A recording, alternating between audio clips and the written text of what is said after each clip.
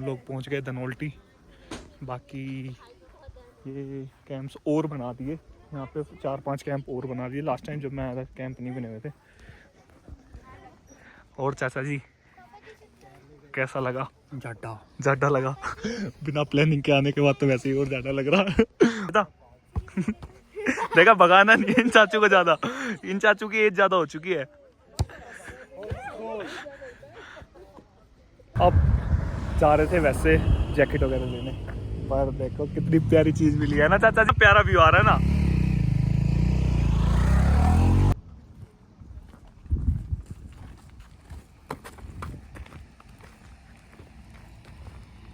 अक्षिता और मैंने कार्ड्स खेले हैं अब, ठीक है। अब मैं ये कह रहा हूँ कि मैंने इसमें मेरे कितने आए हैं?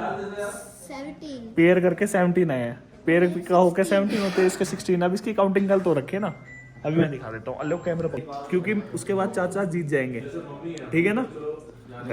1 2 3 4 5 6 7 8 9 10 11 12 13 14 15 16 17 18। बस मैं ही जीता अक्षिता, मैं जीता। इधर देख, हार गया तू, हार गया